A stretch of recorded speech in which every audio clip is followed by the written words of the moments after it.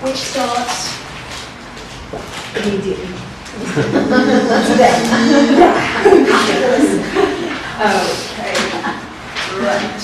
Yeah, you need to upload within a week. So let's look at what you need to read. Right. You need a piece of paper and a pen.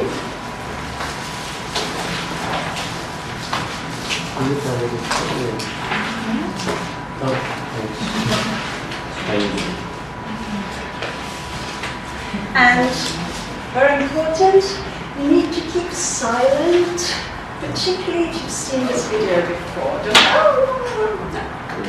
All right. So as you watch, think of two things: what's just happened, and write it down, and what's going to happen, and write it down. An event, seen from one point of view, gives one impression.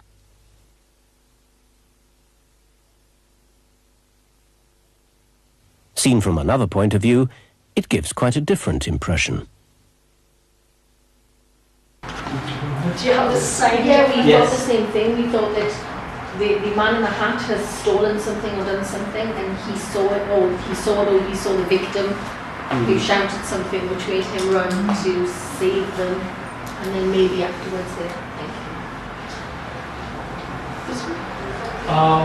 him. We actually thought the guy with his back to us was running away from like the police or the car was following him, and what's gonna happen? Not sure. Maybe hit the guy and continue running, or yeah.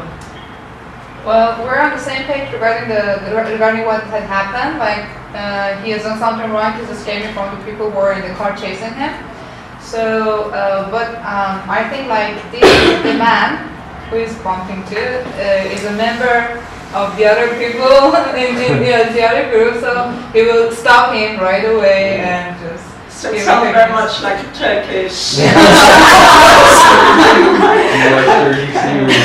I have designed. Okay, now do the same again. Alright, watch and write down. But it's only when you get the whole picture you can fully understand what's going on. Together with the person next to you again, what's the point of the video? And what's my point as a tutor? So I heard some comments from you, but I couldn't actually hear what you two were saying. So could you share some of your ideas? I mean, we thought, we shouldn't be prejudiced about the people we see first, and we should wait until everything is there, or what is going to happen. And for the tutor point of view, we thought we need to be interesting in motivating for our students to prepare such lessons so that they can also be involved and motivated to see what comes afterwards, kind of. Something not predictable. Yeah. And then the usual, like, this teacher is gonna do this all the time. Right, okay, so here you're moving into the actual teaching rather than the topic of pure observations, but yeah, true, an element of the unforeseen. What about you? Well, tell us, Joan. Okay, similar things, but you need to be patient to see the maybe results and where you stand and your point of view changes everything. So maybe sometimes we can say that we can look from different places. And so from the maybe when we think about being a tutor, we didn't discuss it, but that's fine. No, I was thinking of you as pure observers and so being aware of your own perspective, right? Did you have anything else to add to the points mentioned? Well, no, more or less general. We just thought that we have this, there's this global point of view we don't have. We're just looking at it from a particular perspective. So we thought when we're observing people, we should be non-judgmental because we don't know what's happening in the course. We're just seeing what is happening in this particular session. And also, as Jaren said, from that particular That- angle as well, right? I'm looking at. Maybe one minor thing that happened to me while I was doing my ISL. Sometimes just it's a long process and just you have those students for that many weeks or this many weeks, and when an outsider comes to class they realize that you are there to observe me, and sometimes the students, they do their best to back you up. They're so enthusiastic, and sometimes they can be vindictive and they say, now it's my time, you see. So both happen to me, so you can never know. So you shouldn't be prejudiced or ready to judge. So there are some good days, there are some bad days. So just try to look at the strengths and try to come up with what could be done better, some constructive feedback, some constructive suggestions if it is necessary, where necessary. I heard the issue of perspective, I heard the issue of intention as well. You don't know what the teacher's trying to do. So there's, a wider picture and you're not aware of the picture. So I think you summed it up. The purpose of these observations is not to go and say you did this well, you didn't do that well. You'll see some different thing. Right, so now we're ready to watch a second video. Okay, so what's the task? We're going to find out how many passes happen. Which team? But it is The white team. Could we turn the lights? This is an awareness test. How many passes does the team in white make?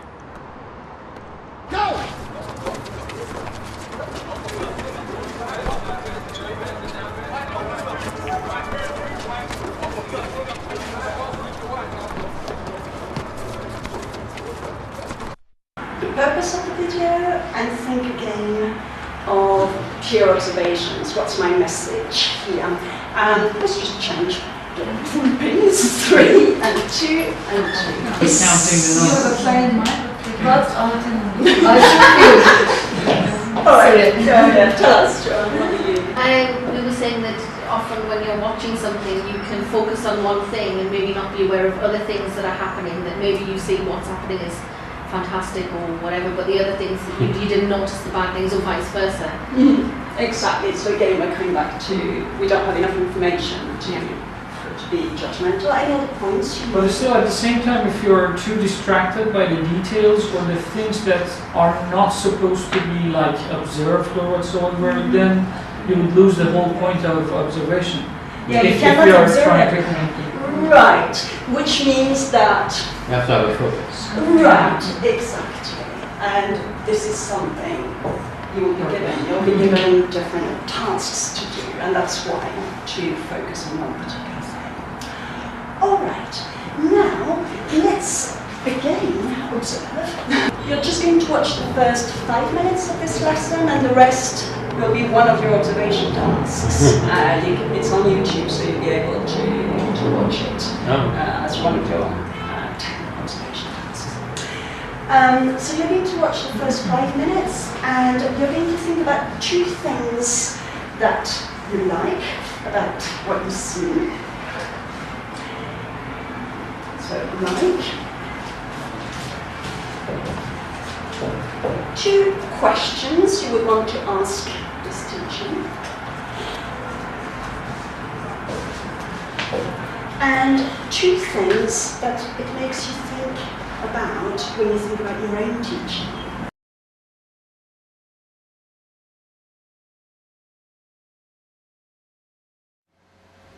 So this morning we're going to be talking about making some difficult decisions, difficult choices. Take a look at this picture. These are my friends. This is Alex and this is Chris. How do they know each other? What do you think? Maybe we work together. Okay, good. And what do we call people who work together? What's their relationship? They can be friends. They might be friends or Colleagues. colleagues. They could be colleagues. Yeah, people who work together are colleagues. Okay. Why do you think they might work together? Any reason why? Because we stay in some white room, what usually can be in house, or only Okay. an office. So it looks like an office. Yeah. Good, okay. And any other things that might tell you they are colleagues? What about what they're wearing? Yeah, official dresses. Yeah, so they're wearing a sort of shirt and suit. Yeah, so it looks quite formal, doesn't it? Okay, good. You two, you two, you two, and you two. Can you talk together for about 2 minutes and answer these 2 questions? Now, what do you think? Okay.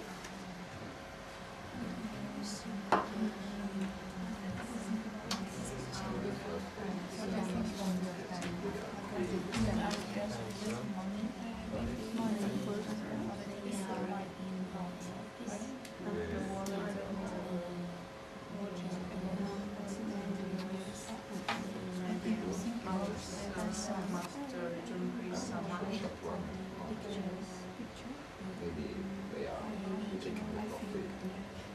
I don't know.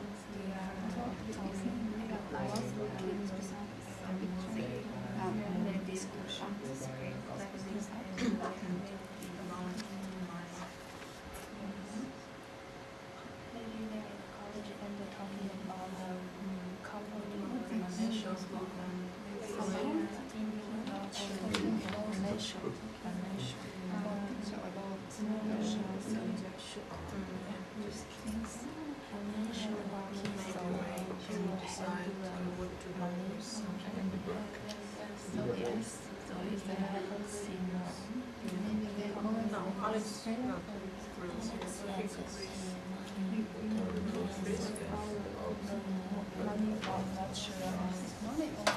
Yeah, he's thinking about something.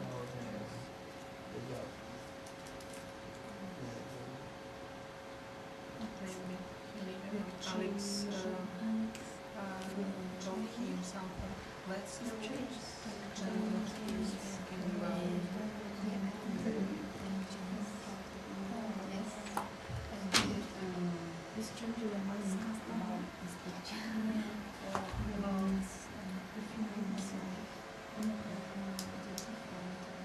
Okay. So, Enza and Bo, what's just happened? I think they are the coach and they happened in the office and they are talking about maybe the company operating department about the financials. So they handing maybe the money and they're talking Okay, so they're talking business. Yes. Okay, do you agree with that? Maybe they talking about a picture and they look this picture. I think maybe about equipment or Okay. device, or maybe I don't know. Okay. It's my opinion. That's fine, that's good. Ladies? Chris is thinking about something. Maybe Alex told him, let's do this, and he is thinking about this thing. What thing? What is he thinking about? Money, maybe some trip, some going somewhere.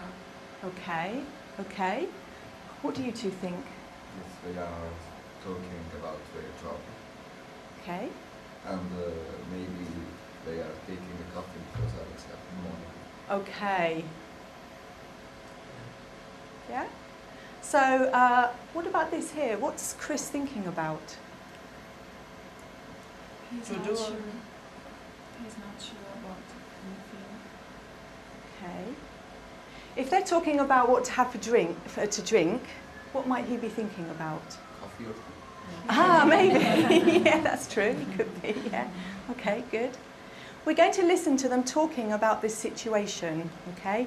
But before we do that, I'd like to check some words with you. What's Alex got in his hand? Again? wallet. Okay, good. What do you put in a wallet? Money. Anything else? Credit cards. Okay, good. And who usually has a wallet, a man or a woman? Usually, yes, yes. I've got an example here. Look at this one. It's a very old wallet, isn't it? Yes. Can you listen and repeat? It's a very old wallet. It's a very old wallet. Again? It's a very old wallet. It's a very old wallet. Look. Berry. Berry. Berry. Berry. It's a very old wallet. It's a very old wallet. Excellent. Good. Okay.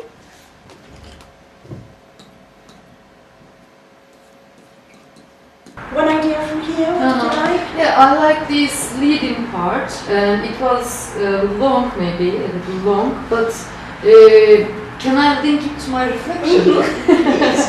Okay, so generally I try to keep this leading part before reading or listening activities, because if we talk about and if they talk, give examples from their own lives, I see that they participate more, they listen more carefully.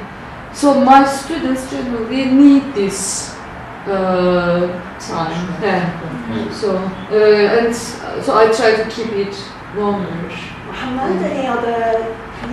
The things I liked would be the idea of eliciting, that she elicited a lot and she set times for the activities. You've got 2 minutes, and then she used pictures to get ideas. Mother, something else? She used questions to promote student or production more, and that also limited teacher talk time. The dominance of teacher talk time is kind of decreased with the good use of the questions. The questions push students to talk more, and equally she distributed the talk time among the students. What I liked about her teaching was the way she was monitoring the class when they were doing the task in pairs. So she was sitting and getting closer, but of course letting the students, look at the board, like if they forgot the question or something, they can just refer to questions and come back. Yeah, something I just thought of was as a student, when I'm given listening input, I have difficulty visualizing who's in there. So it's sometimes the voices are similar and so on, especially when there's 2 men. I like the fact that she put that picture up so that when the students listen can visualize who's speaking. And then the guy was like holding that wallet, so we know this guy's going to be talking about that wallet, and the other guy is going to be thinking about what's to happen. That was I like the way that it was eliciting vocabulary from them rather than directly, just presenting it. Here are some words. What's this? What's that? She was eliciting a lot, making it more student-centered. And James? I agree with everyone. Surely there's something that you. It's like the same things, like direct, clear monitoring part. I think I like those things. Right. 7 people here, as we said earlier, 7 different perspectives, lots of different ideas as to what is good in the lesson, etc. There's no right or answers to these pure observations. It's purely your subjective take on somebody else's lesson, right? Notice we've got the word like. We don't have the word dislike. Yeah, right, okay. And perhaps your questions were linked to what you do in your lessons. Can we have some examples? Maybe Helen, do you have a question that linked to something that you thought about your own teaching? Well, one thing that she was doing while monitoring was that she was taking notes about what the students were saying. Well, I would like to know why she was taking these notes, if it's a kind of a feedback or something, how she's going to give the feedback, or what's her main reason of using the notes. Right, and what about you? Do you sometimes do that? Yeah, I usually do that while they have a speaking practice, but because I have 24 students in the class, so I take notes and I also write it on the board, and whole class, we will, at the end of the task, we will do the pronunciation and the grammatical mistakes, correcting, and I will give them time to do corrected sentences on the board, and then whole class will do pronunciation so that they can practice more next time. But this is my way of doing this, but I would like to know how she would do it. Right, okay. And you might find out when you watch the rest of the video. Yeah? Joanne, what about you? What sort of questions were you asking? I had exactly the same. And also, when she was taking notes, was she focusing on something specific that she was going to give feedback on? Was it narrowed down, or was it just general errors that she was going to discuss? Or was it... And you? What do you do in your own lessons? Usually it's focused on something that we've done previously, or maybe even in a previous lesson, so that I can try to focus, but maybe I should do more of that. Sometimes I do just do general things. Merve, what about you? What sort of things did you want to ask? Actually, my question was that what was she going to do with the information that she has written down there? And is she going to insert it somehow into just-in-time teaching thing? Is she going to plan accordingly and adapt her teaching throughout the lesson? Or is she going to, just like my friends and I have been practicing, at the end of the lesson turn it into a kind of error correction and self-reflection of the students? So I'm curious about that, because that's what I usually do. Maybe the next lesson go with the student samples and ask students to go over them, what is wrong with them, what are the strengths, what are the weaknesses, what you need to think of. But also this just-in-time teaching, which some of my colleagues practice at my workplace, you need to prepare and plan accordingly at that time and come up with some feasible solutions during the class time. So I'm curious if she's going to do that, or is she going to follow the path that I've been following so far. And so at the end of your reflection, what could your action point be for yourself? I myself think that I need to spend more time in just-in-time teaching thing. Adapt. Right. So I'm going to show you some examples of the written observation reports, and you will recognize these things. But before we do that, we'll talk about more general practical things you also need to know about those observations. But out of curiosity, which part do you think is the one we're the most interested in? Reflection. Why? What is it we want to see? To raise awareness, to awareness. The point is like to improve our own teaching. What we are doing, reflecting. Right. So these observations, obviously when you observe someone, always ask them if they have a task for you also that you need to do for them as part of their own reflection and action assignment. We'll talk about that next week.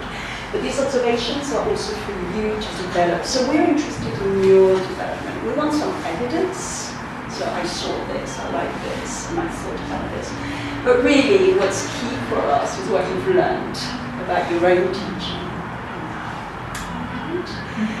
Okay, now we'll come back to this. First, who already does peer observations where they work, and who's got experience of going on? Okay, so quite a lot.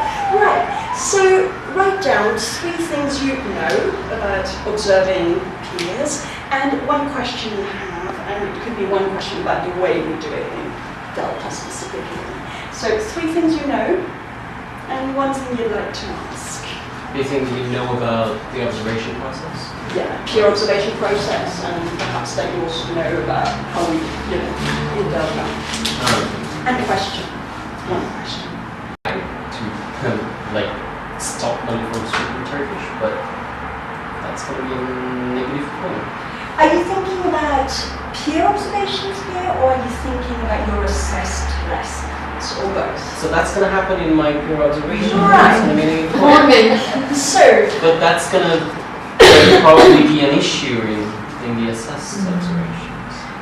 I think we all face the same issues though. Yes. In fairness, so I think we're all going to have that problem. So I think How do you deal with that? I mean, for instance, yesterday I was observing a colleague's class, and then she introduced the topic. She gave them very interesting questions, and the thing like the story that she presented was so interesting.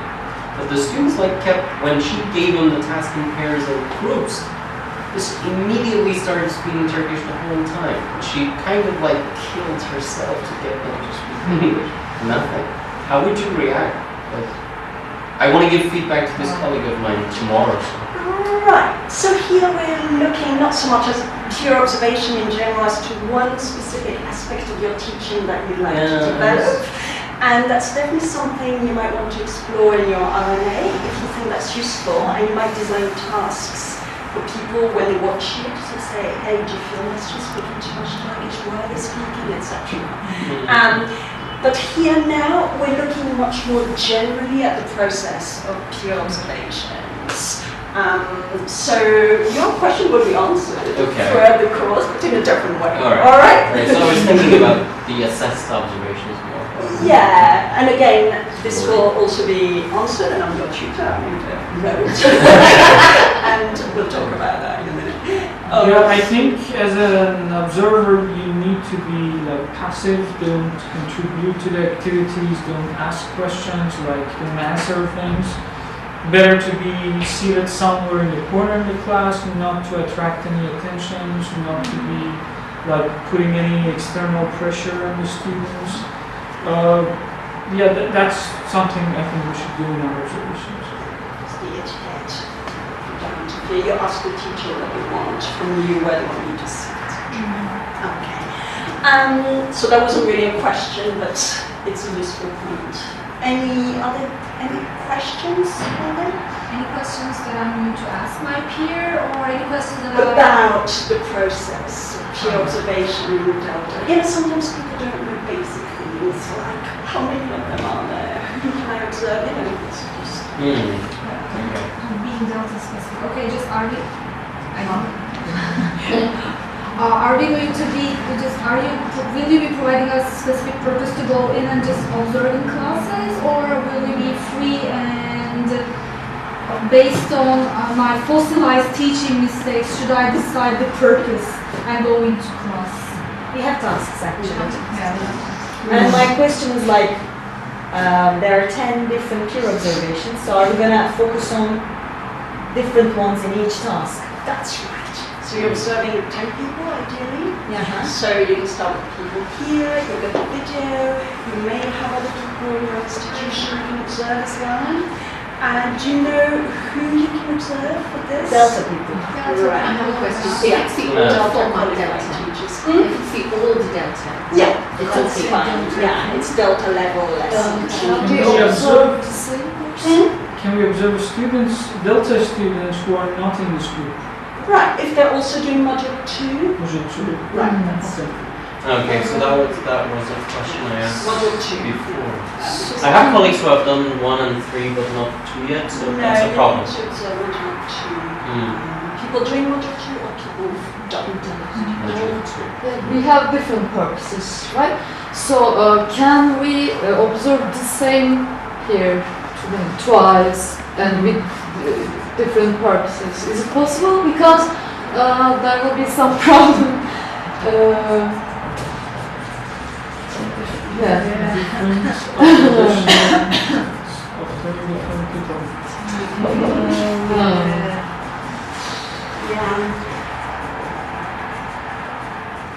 Or Delta qualified or Delta level.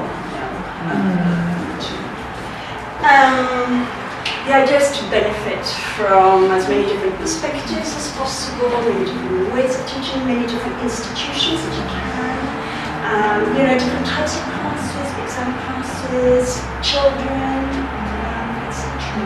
To be exposed to a wide range of contexts. If we observe the same person and change the name. Well, I won't. Unless somebody's observed the same class with you and put a different name on it. What about, sorry, you mentioned some videos? Videos, do you know anything about that? No. We apparently can, that's what it says. Yeah, so you can continue to watch this particular video that we've got here, and I think Sally said she was going to try to find some other ones. And she said the link's not there yet, but she's going to put it included in our peer observation tasks? Yeah, but you need to watch the whole lesson. Okay, so what is this one? Yeah. Maximum how minutes video can be effective? I don't know, because again the videos have to be be at the right level. So if Sally puts the link on the Moodle, then that's a video you can watch. If not, Which consider that peer observation. And this one Is the peer first observation. excuse me. This video is our first peer observation Right. class. Yeah. That will At the same time, you have to be strategic. You're going to observe people in your institution, you're going to observe other members of the class. You need to think about your free time. Don't do the easy ones first, you know, when you just observe your colleague in the next classroom, and then at the end, when you're really pushed for time, you find you have to go to the other end of Istanbul or something. So think a little bit about what you want to do when you have time. Possibly in the next 2 weeks, you have a bit of time, so just start doing it. I've got lots of questions. Is it a good idea to do as many observations as possible at the beginning? Yeah. Yes. So it will. It is not finished. The sooner the better. The sooner is the better, you said it.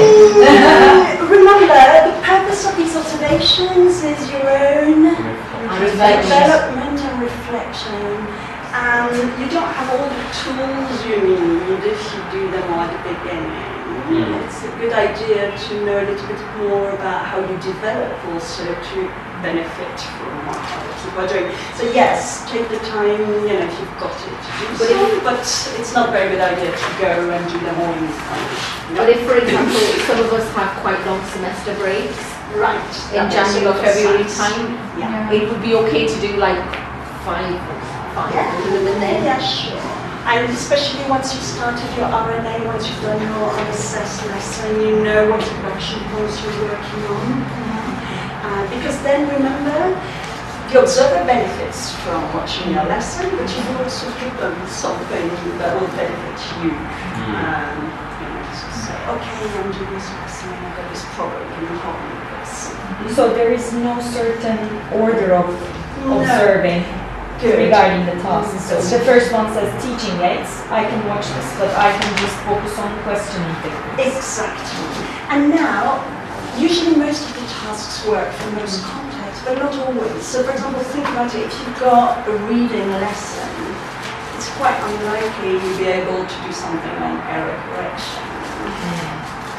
So some tasks are better for certain types of lessons. Error correction possibly in writing lessons would be productive. So we choose the purpose of the observation. Yeah, and it's a good idea to check with the person you're observing what you're teaching with that work, and maybe give them a choice. If we didn't have the possibility to observe each other, is it going to affect our grade or passing issue? If we cannot observe each other in the module?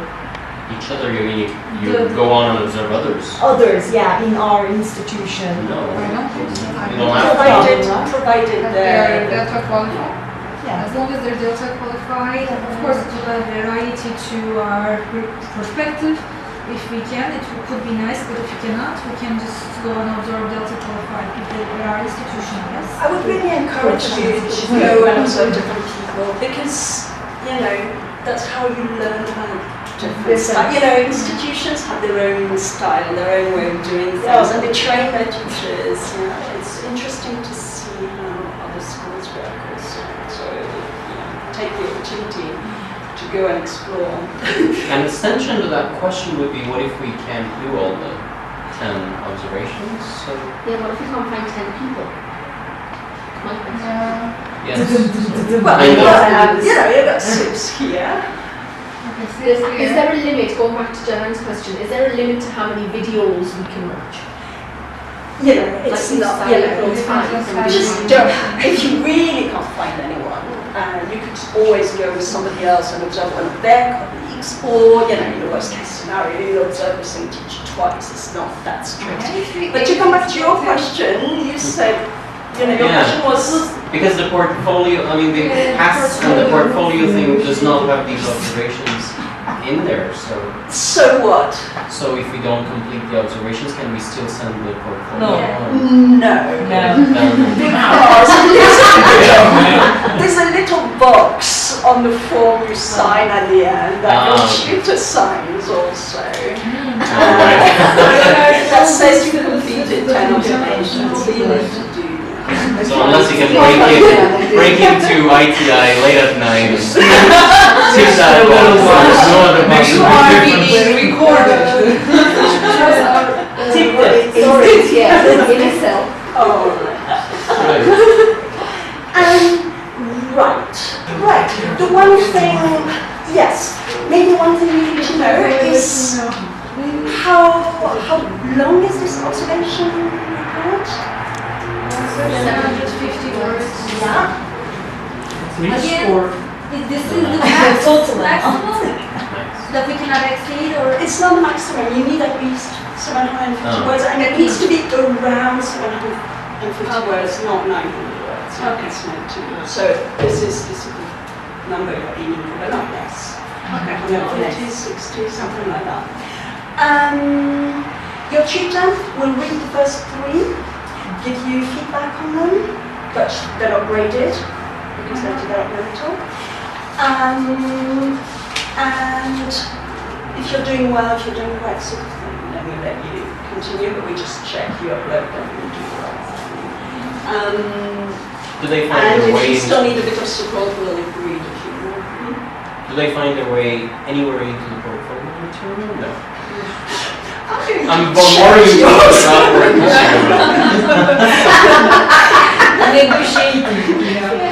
They're uploaded. We can see that they're on Moodle. We can check them if we want. Okay. Is there a specific structure? Yes. You can All have right. questions. So we now, right. Now let's come to the actual important part of this, which is what are these observations? What are you doing? What do they look like? Okay. Right. This is a sample. So when you go to Moodle, you'll find them here.